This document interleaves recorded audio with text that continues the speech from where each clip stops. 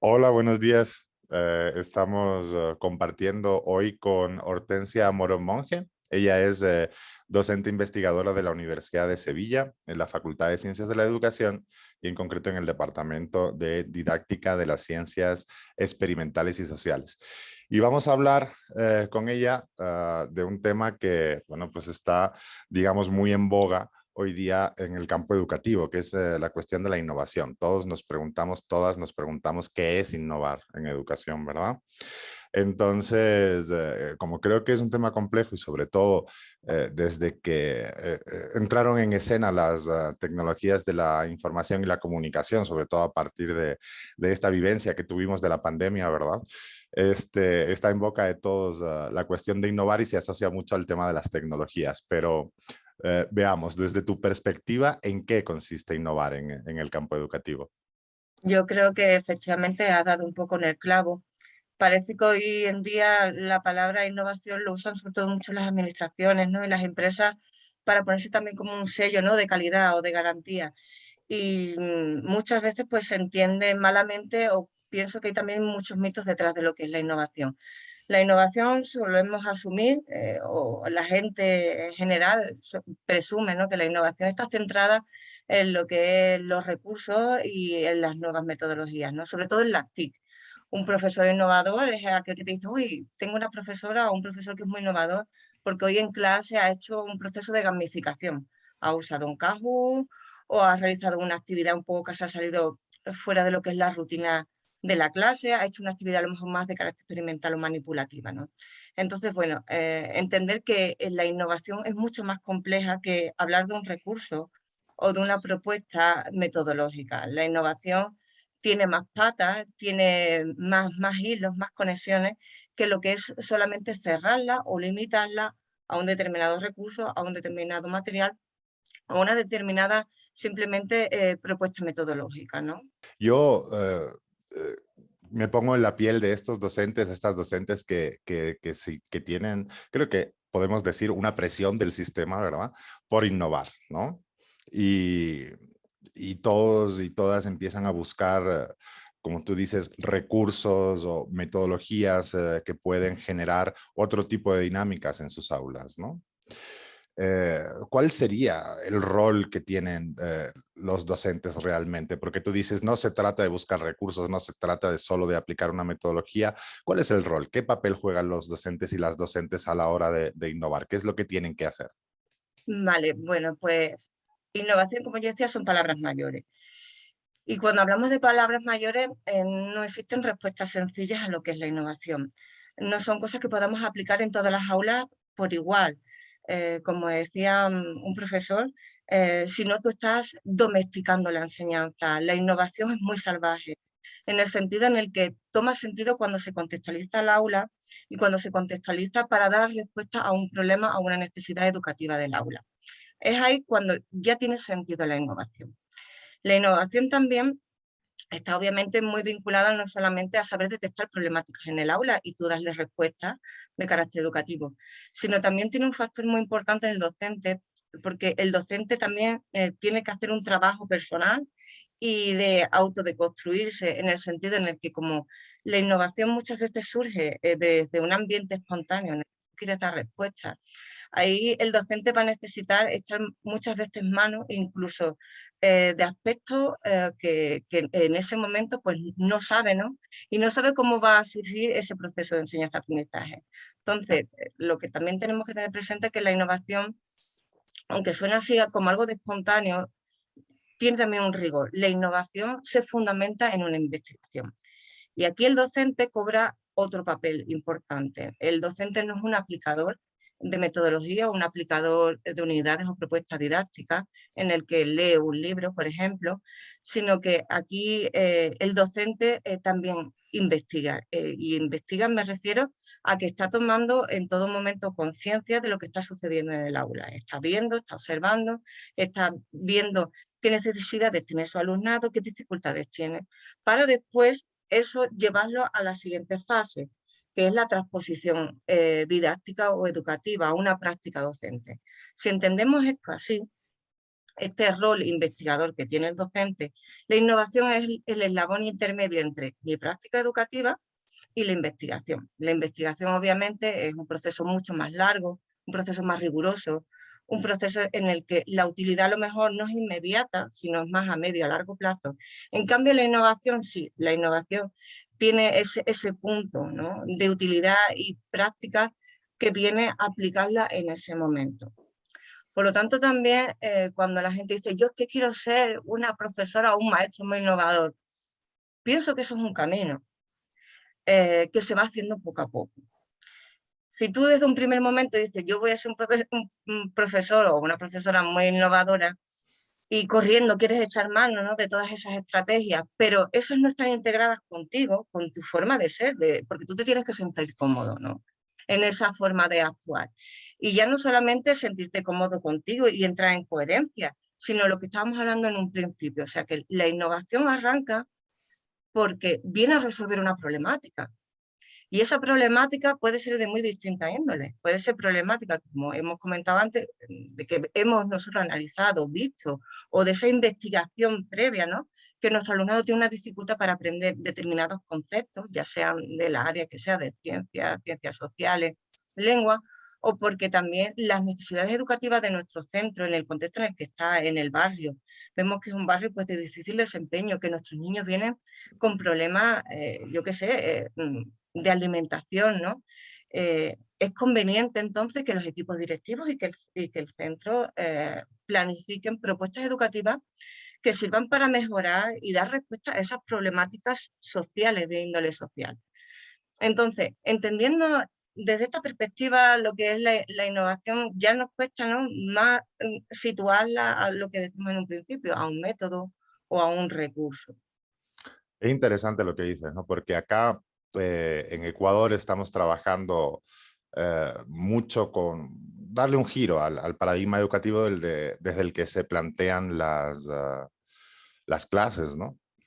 Y claro, el Ministerio de Educación hace propuestas muy interesantes de trabajo por competencias, de trabajos basados en proyectos interdisciplinares que consiguen generar dinámicas diferentes de integración de las TICs y todo este debate está efectivamente en el aire, ¿no? Lo estamos discutiendo todos los días, pero efectivamente eso no sería innovar, porque en gran medida el rol que asume él o la docente en esta circunstancia es el de un rol técnico de reproductor de esas directrices que emanan desde el Ministerio de Educación, y que no es que eso sea malo, tiene sentido, ¿no? Pero en el contexto de lo que tú nos comentas, eso no sería innovar, es simplemente aplicar la propuesta que se nos indica desde el Ministerio de Educación.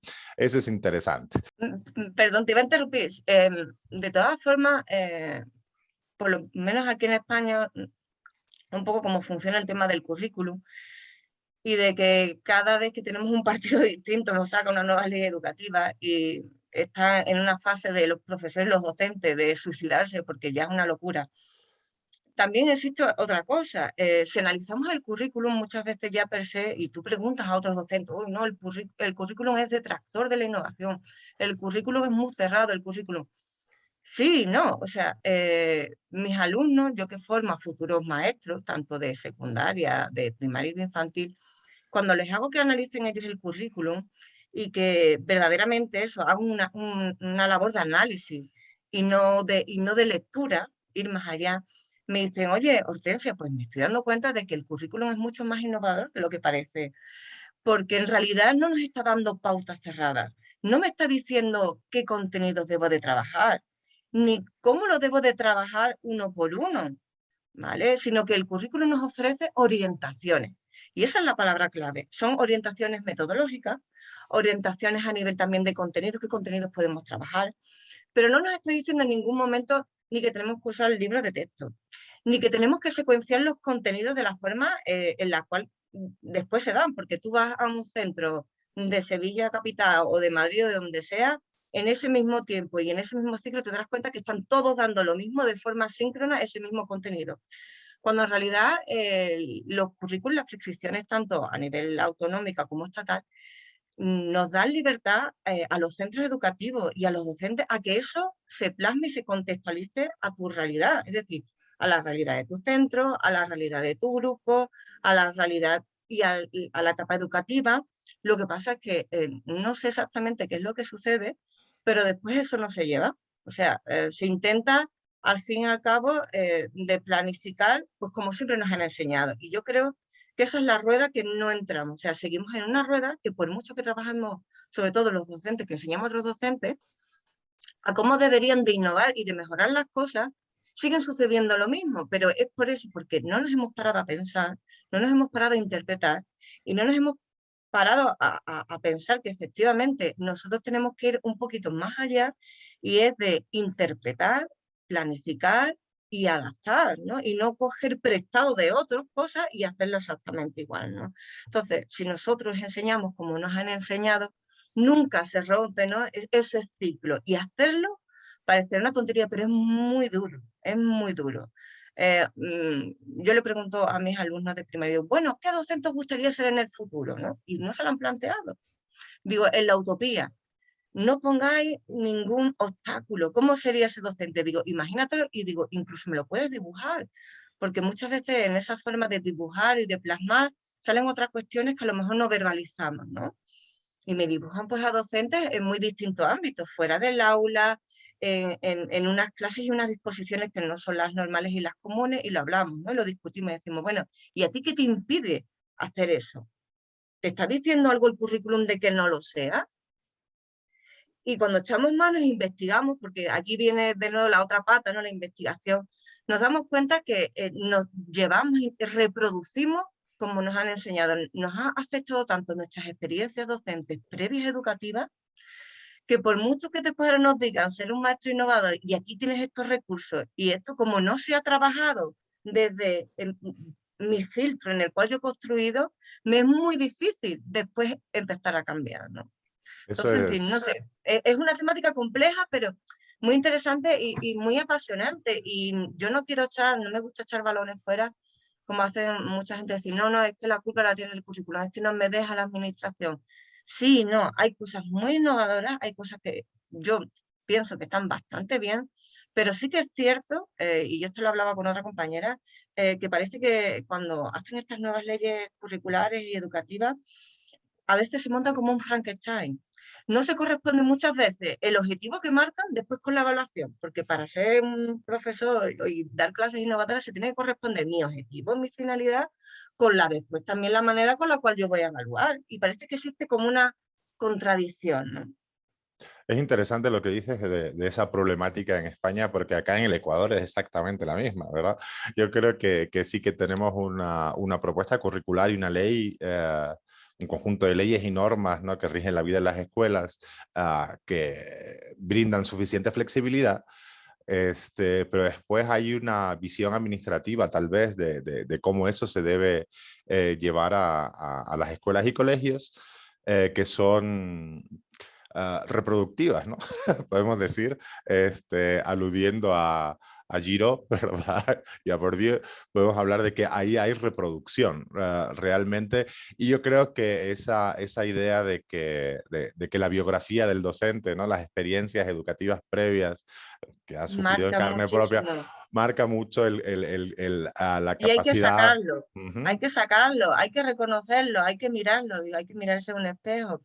Había, ahora todo esto me recuerda a un, a una idea, ¿no? Que decía, la abuela siempre cuando hacía el pavo, lo cortaba en 4 trozos, no sé si la has escuchado, ¿no? Para meterlo en el horno, ¿no? Y generación tras generación, pues hacían el pavo, pues siempre cortadito en esos 4 trozos. Hasta que de repente una de esas generaciones le dice, bueno, ¿y por qué lo estás haciendo así? Dice, porque así lo hacía mi madre, así lo hacía mi abuela y la abuela de mi abuela, ¿no? El caso que le dan por preguntar a una de estas generaciones que todavía quedaba viva, y decía, bueno, y abuela, ¿y esto por qué? Dice, porque es que el horno era muy pequeño y lo teníamos que cortar para que cupiera, ¿no? Y dice, pero bueno, y ahora nuestro horno, si nuestro horno es enorme, ¿no? No hace falta ya que lo cortemos, lo podemos. esa labor de reflexión, fijaros, tan tonta, como venimos con esa herencia, no nos preguntamos y no nos cuestionamos. Ujú. Y eso es lo que sucede. Entonces, esa es la clave. La clave es quitar el maquillaje, ir a lo profundo, ¿no? Ir a dónde está, ¿no? Sacarlo, reconocerlo. Y en ese proceso de explicitarlo y de reconocerlo, es entonces en el momento, ¿no? Que a lo mejor sí que se puede producir el cambio. Pero sobre todo yo me quedaría con la idea de que el cambio sea muy coherente contigo, con el docente. Creo que no debemos de empujar a los docentes en un abismo, en un postureo de decir soy muy innovador y tú eso no te lo creas. Y no es que no te lo creas, sino que tú no te sientes cómodo. Porque de verdad que eso puede ser absolutamente innovador con un lápiz y un papel y una pizarra de toda la vida y se puede ser un carca, eh, pues con todas las tecnologías que tú quieras, con el 3D, como ahora con el tema este de que tenemos, ¿no? De que puede la realidad virtual, ¿no?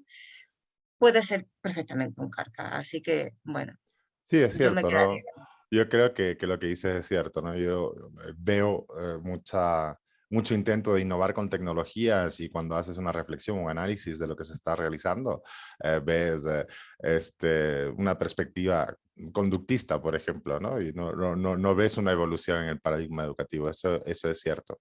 Bueno, así para cerrar, porque ya nos estamos extendiendo más de lo previsto en esta conversación tan interesante, yo creo que el punto clave que recogería de lo que tú has comentado es justamente el tema de la investigación, ¿no? Esa capacidad de investigar y de atar la innovación al contexto, porque la investigación sobre las necesidades contextuales y a partir de ellas, la identificación de problemáticas, ver cómo se atiende específicamente, ¿no? Con las herramientas que tenemos a nuestra disposición, que como bien dices, muchas veces no son las tecnologías, son otras cosas. A veces basta un lápiz y un papel. Entonces yo creo que ahora con toda esta problemática que tenemos después de la pandemia, después de la pandemia es un decir, porque no es que esté acabada, ¿verdad? Pero parece Ojalá. que estamos entrando en otra etapa. Y en esta nueva etapa que aquí en el Ecuador estamos recién retornando, en este año hemos comenzado a retornar a las aulas presenciales. Hay muchas problemáticas de rezago, ¿verdad? Porque los estudiantes se han quedado un poco atrás en el camino que se les marca, ¿verdad? Porque ha sido muy difícil la educación remota de emergencia, ¿no? Entonces, en este contexto tan complejo, yo creo que la innovación puede jugar un rol crucial, ¿verdad? Yo siempre hablo de esos procesos de design thinking, ¿no? Que Mm. son como muy claros y son muy buenos para innovar, donde identifico una problemática, le pregunto a las personas que viven esa problemática cómo y por qué la viven y trato de hacer una lluvia de ideas de posibles soluciones, discutirlas con ellos y empezar a trabajar una planificación, ensayarla y después evaluar si me fue bien, ¿no? Yo ahí veo un proceso de innovación súper claro.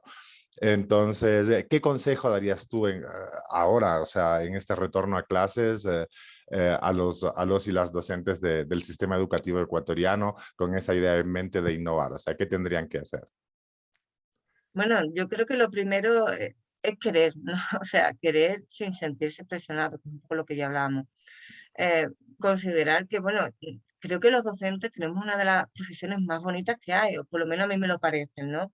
Si es verdaderamente vocacional, trabajamos con personas y también tenemos que bajarnos un poco no, debemos de bajarnos el escalón y ponernos nosotros con el alumnado y llegar a pensar bueno, que ellos no son bombas. Si cometemos errores, ¿no? Porque muchas veces tenemos miedo a salir de nuestra zona de confort, nos va a salir mal las cosas, no. Nuestros alumnos no son bombas y si cometemos un error no van a explotar, y sino todo lo contrario. Si ellos nos ven como otro igual, como un guía, trabajamos con ellos, nosotros también estamos aprendiendo y ya no aprendiendo, nos estamos desarrollando también como personas y eso es importante.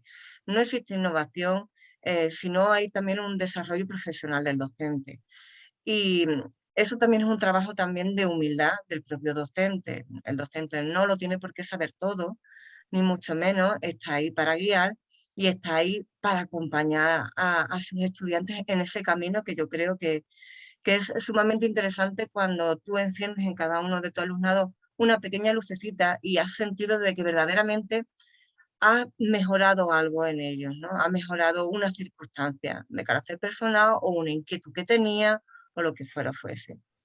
Bueno, Hortensia, pues muchas gracias. Y yo me quedo con esa idea que mencionaste al principio para cerrar esta entrevista que tuviste a bien darnos, de que efectivamente cuando hablamos de innovación no tenemos que quedarnos solamente en la idea del contenido cognitivo que tenemos que trabajar en la clase, sino que tenemos que ver mucho más allá y toda la problemática social de nuestro contexto, para realmente poder llegar a resolver esos problemas que realmente existen en nuestra institución educativa. Muchísimas gracias, un placer. A ti, buen día.